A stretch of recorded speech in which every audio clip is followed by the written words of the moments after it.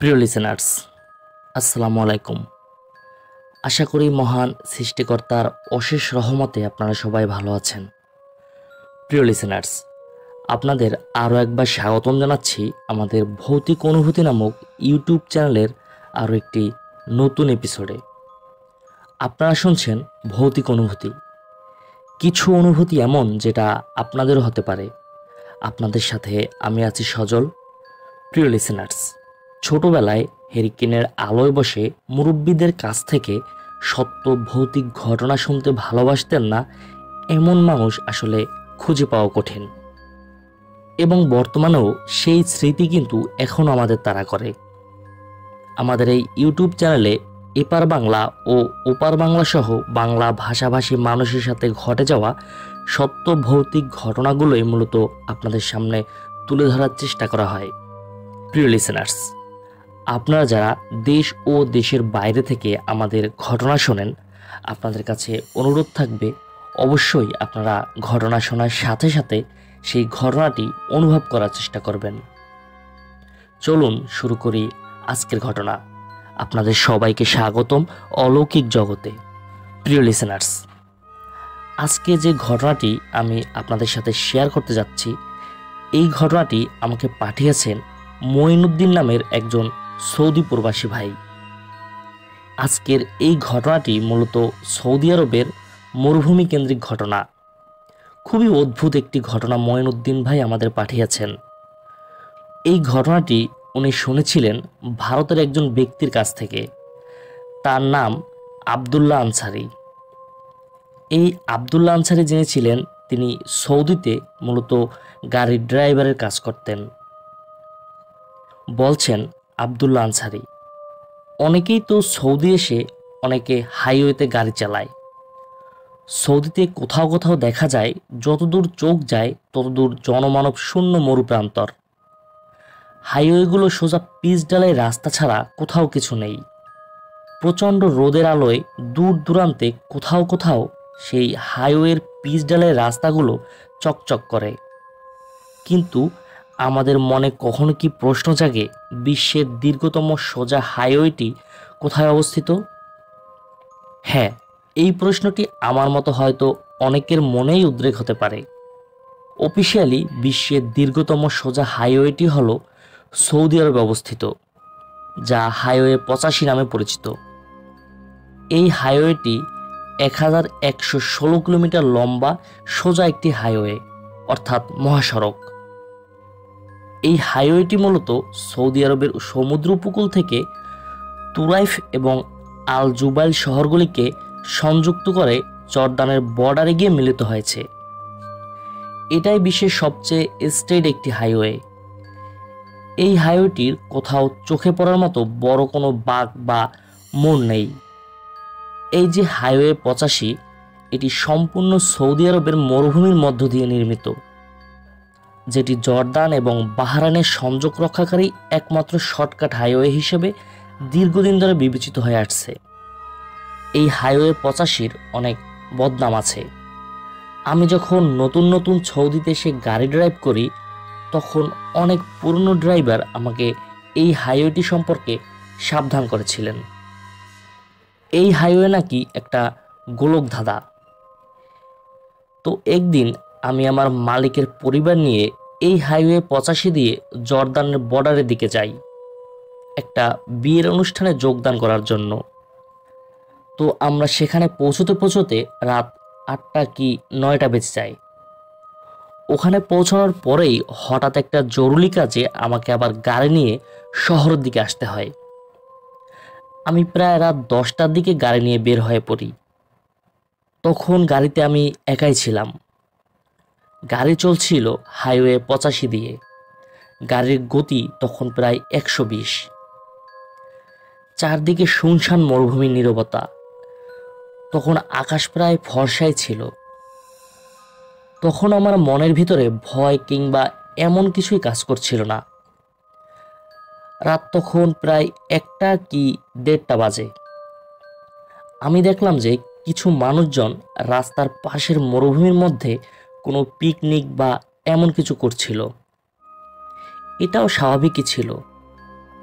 কিন্তু ভয়টা আমি তখন পাই যখন এই একই দৃশ্য আমি বারবার দেখতে লাগলাম। গাড়ি চলছে, আমি দেখছি কিছু লোক মরুভূমিতে পিকনিক বা কিছু করছে। তাদের পেছনে ফেলে গাড়ি যখন চলে আসে তখন আবারও একটু পরেই দেখা যায় সেই লোকজন মরুভূমিতে কিছু করছে। আমি বারবার এটা দেখতে শুরু করি। তখন আমি ফোন বের করি হাইওয়ে পুলিশের সাহায্য নেওয়ার জন্য, কিন্তু অদ্ভুতভাবে আমার ফোনে কোনো নেটওয়ার্ক সিগন্যাল ছিল না। আমার মনে হলো আমি ওই লোকগুলোর চারদিকেই ঘুরছি বারবার। আমি মনে মনে তখন দোয়া কালাম যা জানতাম তা পড়া শুরু করি। কিন্তু হঠাৎই আমার গাড়িটা কয়েকটা ঝাঁকুনি দিয়ে বন্ধ হয়ে যায়। গাড়ি থেমে যাওয়ার পরেও আমি বেশ কিছুক্ষণ ওই গাড়িতেই বসে থাকি। আমি মনে মনে প্রচণ্ড ভয় পাচ্ছিলাম, কারণ আমার গাড়ি যেখানে থেমেছে তার কিছুটা সামনেই আমি সেই আগের লোকগুলোকে দেখতে পাই। তারা কিন্তু তাদের মতোই কাজ করে যাচ্ছিল। আমি তখন মনে সাহস জুগিয়ে গাড়ি থেকে নামি, এইটা দেখার জন্য যে গাড়ি কেন বন্ধ হয়ে গেল। আমি যখন গাড়ি থেকে নামলাম তখন হঠাৎই একটা পচা বিচ্ছিরি দুর্গন্ধ আমার নাকে এসে লাগে। গন্ধটা তখন এত তীব্র ছিল যে আমার মস্তিষ্কে ঢুকে যাচ্ছিল গন্ধটা। আমি তখন নাক মুখ চেপে কোনোভাবে গাড়ির বনেট খুলে চেক করে দেখি, কিন্তু কোনো সমস্যাই আমার চোখে পড়ে না। আমি যখন আবার গাড়ির বনেট বন্ধ করে পিছনে ফিরি তখন হঠাৎই দেখি ওই সেই লোকগুলো ঠিক আমার পেছনে দাঁড়িয়ে আছে। তখনও কিন্তু চাঁদের আলো তীব্র ছিল, তারপরেও আমি তাদের চেহারা দেখতে পাচ্ছিলাম না। আমি দেখলাম তারা প্রায় সবাই স্বাভাবিক মানুষের তুলনায় বেশ লম্বা এবং তাদের উচ্চতা অনুযায়ী তাদের শরীরও ছিল মোটা। তখন তারা আমাকে স্পষ্ট আরবি শব্দে বলল, তুমি এখানে কি করছো? আমি জবাবে বললাম যে গাড়ির এই সমস্যা হয়েছে তাই এখানে দাঁড়িয়েছি। তখন তাদের মধ্য থেকে একজন আমাকে বলল, তুমি সঠিক সময় এসেছো, আসো আমাদের সাথে। ঠিক তখনই আমার গায়ে একটা ঠান্ডা শীতল বাতাস এসে লাগে, আর আমিও কেমন জানি মন্ত্রমুগ্ধের মতো তাদের পেছনে পেছনে হাঁটতে শুরু করি। কিছু দূর হাঁটার পরে আমি একটি ছোট্ট ঘরের মতো দেখতে পাই। ঘরের সামনে প্রদীপ জ্বলছিল। আমি তখন আবার সেই পচা গন্ধটা পাই এবং আমার মনে হতে লাগলো এই পচা গন্ধের উৎস এই ছোট্ট ঘর। ওই ঘরের লোকজন এবং আমি সহ সেখানে মোট 9 জন ছিলাম। তখন আমি যেন একটা মন্ত্রমুগ্ধ ঘোরের মধ্যে ছিলাম। আমাকে তখন আদেশ করা হলো আমি যেন ওই ছোট্ট ঘরে ঢুকি, এবং আমিও সম্মোহিতভাবে সেই ঘরে ঢুকে পড়ি। ঘরে ঢুকে আমি যা দেখি আল্লাহর দুনিয়ায় কেউ কখনোই তা দেখতে চাইবে না। আমি দেখি একটা অর্ধপচা অবয়ব বা সেই দেহটির উপরের দিকে ছিল মানুষের মতো, আর কোমরের নিচ দিকটা ছিল কালো কুচকুচে সাপের লেজের মতো, এবং আমি দেখলাম লেজের দিকের অংশটা থেতলানো। মনে হচ্ছিল কোনো গাড়ির চাকার নিচে পড়ে নিচের দিকটা চ্যাপ্টা হয়ে গেছে। আমি তখন এই লোমহর্ষকর দৃশ্য দেখে এবং ওই অদ্ভুত মানুষ এবং সাপের মতো প্রাণীটিকে দেখে আমি ভয়ে এবং সেই প্রচণ্ড দুর্গন্ধে সেখানেই ঘরের ভেতরে আমি অজ্ঞান হয়ে যাই। আমি কতক্ষণ সেন্সলেস অবস্থায় ছিলাম তা আমি জানি না। আমার যখন জ্ঞান ফিরে আসে আমি তখন নিজেকে আবিষ্কার করি একটা গোরস্থানের পাশে। সৌদির মরুভূমির গোরস্থান, চারদিকে ধু ধু বালি আর রাশি রাশি কবর সারিবদ্ধভাবে সাজানো। তখনও চাঁদের আলো ছিল। আমি উঠে দাঁড়াই, দেখি সেই লোকজন আমাকে বলছে, এবার তুমি এই লাশের গোছল দাও। আমি দেখি পাশে বড় একটি খাটিয়া রাখা, আর সেই খাটিয়ায় সেই অর্ধ মানুষের লাশটি শোয়ানো। তখন আমাকে লাশ গোসল দেওয়ার সব জিনিসপত্র দেয়া হলো। এখানে একটা কথা বলে রাখি, আমি এর আগে আমার জীবনে কখনো কোনো লাশের গোসল দেয়নি, কিন্তু সেদিন জানি না কিভাবে আমি ওই অর্ধমানবের বিবস্ত্র এবং দুর্গন্ধযুক্ত লাশ গোসল দিয়েছিলাম। আমার সাথে ওই লাশ গোসল দেওয়ার সময় আরও 2জন লোক ছিল আমাকে সাহায্য করার জন্য, কিন্তু এই পুরোটা সময়ে আমি তাদের চেহারা একটা বারের জন্য দেখতে পাইনি। তাদের মাথার দিকটা ছিল যেন গভীর অন্ধকারে ঘেরা। তখন লাশ গোসলের শেষ পর্যায়ে ঘটে অতি অলৌকিক এক ঘটনা। আমি দেখি হঠাৎ সেই মৃতদেহটা আমার সামনেই উঠে বসে এবং হঠাৎই আমার হাত চেপে ধরে। প্রচণ্ড ঠান্ডা ছিল তার হাত। আমি তখন আল্লাহ বলে জোরে একটা চিৎকার দিয়ে সেখানে জ্ঞান হারাই। প্রিয় লিসেনার্স, ঘটনা কিন্তু এখানেই শেষ নয়। এই ঘটনার বড় একটা অংশ এখনো বাকি।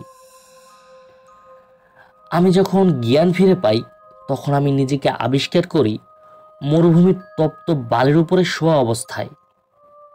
আমি কিছুটা ধাতস্থ হয়ে উঠে দাঁড়ালাম। আমি তখন চারদিকে ভালো করে চেয়ে দেখি আমার যতদূর চোখ যায় শুধুই মরুভূমির বালি। আমি তখন বুঝে উঠতে পারছিলাম না যে আমি কোন এলাকাতে আছি, বা লোকালয় বা হাইওয়ে থেকে আমি কত দূরে আছি। আমি কিছুই বুঝতে পারছিলাম না তখন। ঠিক তখনই আমার রাতের কথা মনে পড়ে, কিন্তু আমি কোথাও সেই ছোট্ট ঘরটি বা সেই গোরস্থান দেখতে পেলাম না। একে মাথার উপরে সূর্যের তাপ, আবার পায়ের নিচে মরুভূমির উত্তপ্ত বালি। আমার তখন পানির তৃষ্ণায় বুক ফেটে যাবার উপক্রম। এই বিরন মরুভূমিতে পানি এবং খাবার ছাড়া হারিয়ে যাওয়া মানে তিলে তিলে মৃত্যুকে হাতছানি করা। আমি তখন নিশ্চিত ছিলাম যে আমার পরিণতিও খুব খারাপই হবে। আমি আমার পরিবারকে বারবার স্মরণ করছিলাম এবং আল্লাহকে এক মনে ডাকছিলাম। মরুর বুকে সেই অবস্থায় আমি সিজদায় পড়ে যাই। আল্লাহর কাছে খুব কান্নাকাটি করি আমি। এরপর কিছুটা তন্দ্রাচ্ছন্নভাবে আমি এলোমেলোভাবে হাঁটতে শুরু করি। কতক্ষণ হেঁটেছি জানি না। আকাশে সূর্য যখন ডুবে যাবে এমন সময় আমি দূরে একটা রাস্তা বা হাইওয়ে দেখতে পাই। আমি দেখি ব্যস্ত হাইওয়ে থেকে গাড়ি ছুটে চলছে। এইটা দেখে আমার মনে আশা জাগে। আমি জোরে জোরে আল্লাহকে ডাকতে ডাকতে শরীরের সর্বশক্তি দিয়ে দৌড়তে শুরু করি। আমি হাইওয়েতে পৌঁছাতেই দেখি হাইওয়ে পুলিশের গাড়ি। তারা আমাকে দেখে দৌড়ে আসে এবং ধরাধরি করে বসায়। পানি খেতে দিয়ে আমার ডিটেলস নিয়ে তারা আমাকে সরাসরি হাসপাতালে নিয়ে যায়। হাসপাতালে গিয়ে আমি আমার মালিকের ঠিকানা সহ তাদের সম্পূর্ণ ডিটেলস দেই। তখন তারা আমার মালিককে খবর দেন। আমার মালিক সহ তার পুরো পরিবার আমাকে নিতে আসেন। এই পর্যন্ত সব ঠিকঠাক ছিল, কিন্তু আমার মাথায় আকাশ ভেঙে পড়ে তখন, যখন আমার মালিক বলে আমি নাকি প্রায় 1 মাস যাবৎ নিখোঁজ। তারা নাকি পুলিশের মাধ্যমে আমার সেই গাড়িটা সেখানেই খুঁজে পায়। তবে গাড়ি নাকি ছিল ভাঙাচোরা, অ্যাক্সিডেন্ট করলে যেমন হয় তেমন। পরে আমাকে তারা না পেয়ে তারা পুলিশ সহ চারদিকে খোঁজ খবর করেন এবং আমার বাড়িতে খবর পাঠানো হয় আমি নিখোঁজ অথবা মৃত। তখন তারা আরো বলে আমাকে নাকি তারা খুঁজে পেয়েছে অন্য একটা শহরে। মানে আমি যেখানে গাড়ি থেকে নামি তার থেকে অনেক অনেক দূরে একটা এলাকায় তারা আমাকে খুঁজে পায়। এই সব শুনে আমি তো খুবই ভেঙে পড়ি। তারপর আমি তাদের সবকিছু খুলে বলি যে আমার সাথে এই ঘটনা ঘটেছে। এরপর আমি আমার বাড়িতে যোগাযোগ করি। আমার পরিবারের তখন একটাই কথা ছিল, আর বিদেশ নয়, বাড়ি ফিরে এসো। এরপর আমি কিছুটা সুস্থ হলে 2 মাসের ছুটি নিয়ে ইন্ডিয়া যাই, আমার গ্রামের বাড়িতে চলে যাই। আমার বাড়ি ছিল কলকাতার কোনো একটা এলাকায়। বাড়িতে এসে আমার মা বাবা এবং পরিবারের যারা ছিলেন সবাইকে আমি আমার সাথে ঘটে যাওয়া সব কিছু খুলে বলি। সব কিছু তখন স্বাভাবিকই ছিল, কিন্তু বেশ কিছুদিন পর থেকে আমি রাত্রে একটা নির্দিষ্ট সময়ে ভয়ানক কিছু স্বপ্ন দেখতে শুরু করি। সময়টা ছিল ভোর রাতের দিকে, কারণ আমার ঘুম ভাঙতো ফজরের আজান কানে যাওয়ার পরে। প্রথম প্রথম এই বিষয়টা আমি তেমন একটা গুরুত্ব দিলাম না, কিন্তু যখন দেখলাম যে প্রায় প্রতিটা দিনই আমি দুঃস্বপ্ন দেখছি, তখন আমি মা বাবাকে ব্যাপারটা জানালাম। আমার স্বপ্নগুলো ছিল এমন যে আমি কোনো ভয়ানক জাহাজে করে সমুদ্র পাড়ে দিচ্ছি। সম্পূর্ণ জাহাজে আমি ছাড়া আর দ্বিতীয় কোনো ব্যক্তি নেই, এবং এক সময় সমুদ্রে ভয়ানক ঝড় শুরু হয়। ঝড়ের কারণে জাহাজ ডুবে যায় এবং আমার মৃত্যু হয়। আবার দেখতাম যে আমি মারা গিয়েছি, আমাকে কাফন পরানো হচ্ছে, দাফন করা হচ্ছে।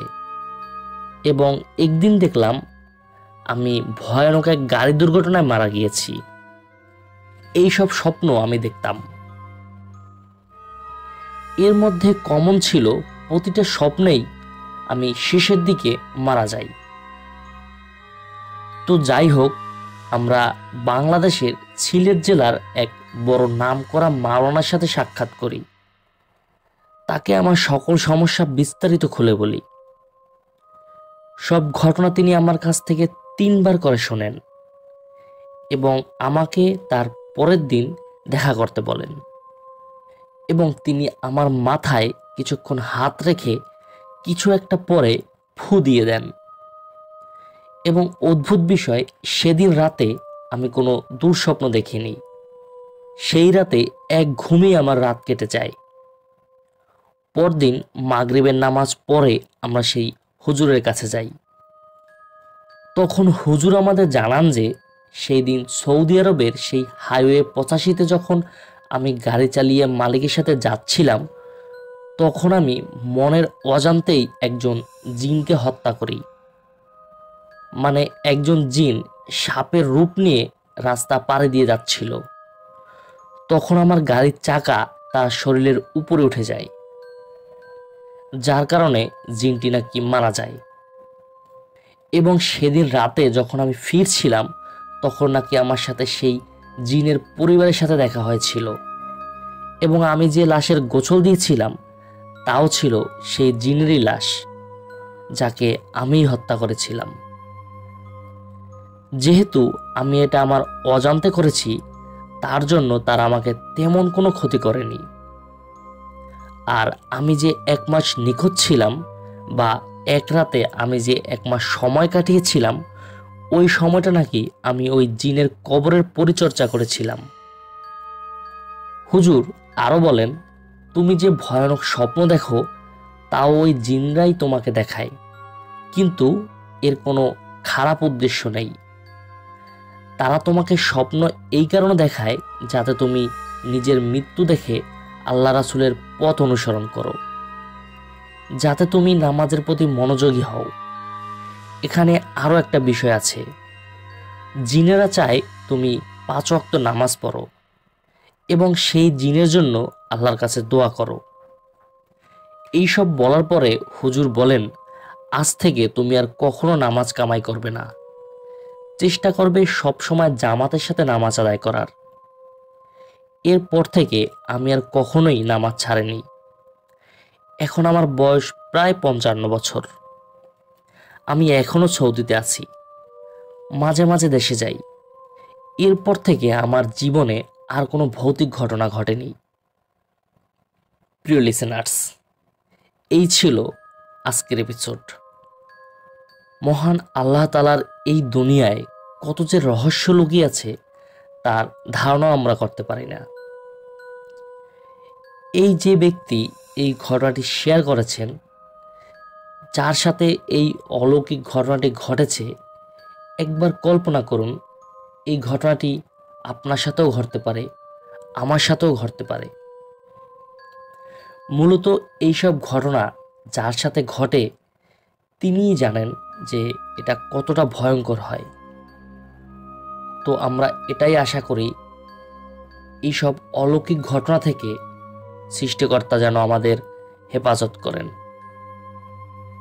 এই ঘটনাটি যদি আপনাদের সামান্যতম ভালো লাগে সেটা অবশ্যই আমাকে কমেন্ট করে জানাবেন।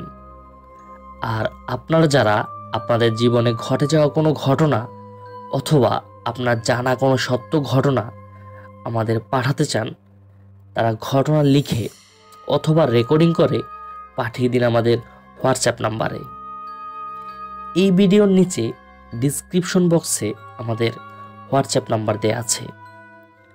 আর আপনাদের কাছে অনুরোধ থাকবে আমাদের এই ছোট্ট চ্যানেলটি সাবস্ক্রাইব করার জন্য। পরবর্তী ঘটনা শোনার আমন্ত্রণ জানিয়ে আজকের মতো এখানেই বিদায় নিচ্ছি। আসসালামু আলাইকুম।